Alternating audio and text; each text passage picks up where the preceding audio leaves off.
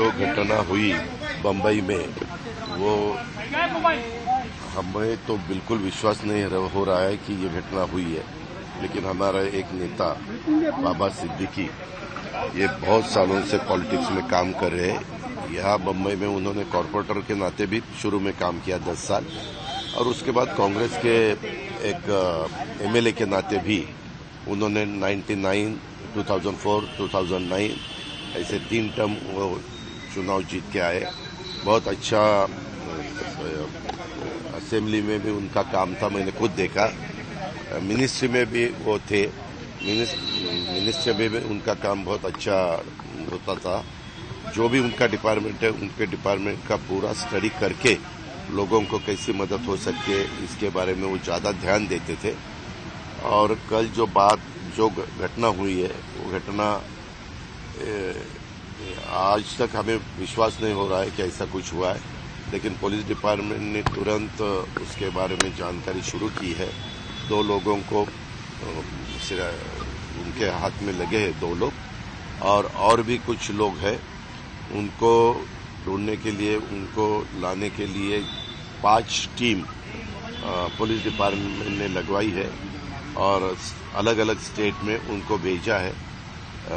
CM साहब भी इसके ऊपर उनका ध्यान दे रहे हैं, खुद होम मिनिस्टर भी दे रहे हैं, और मेरा भी है, हमारे बाकी साथियों का भी है।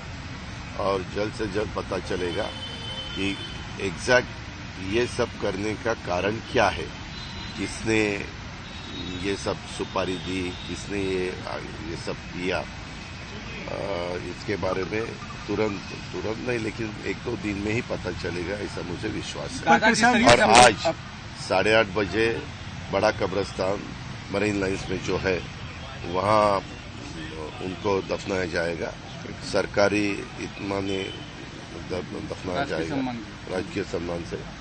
और उसके बारे में भी गवर्नमेंट ऑफ महाराष्ट्र ने ऑर्डर्स निकाले हैं। और अभी थोड़ी देर के बाद पोस्टमार्टम होने के बाद उनको उनके घर में लेके जाने वाले हैं। और वहाँ कुछ टाइम रखने के बाद उनकी जो कॉन्स्टिट्यूंसी है, वहाँ लोगों को दर्शन के लिए रखने वाले हैं।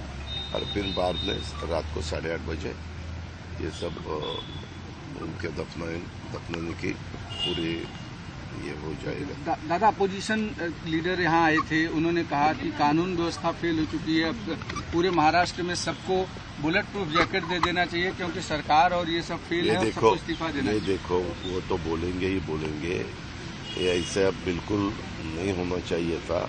अभी अपोजिशन वालों क्या बोलेंगे, वही बोलेंगे। लेकिन हमारा काम है कानून ठीक रखना, कानून व्यवस्था ठीक न रखना, और उसके बारे में और भी जो भी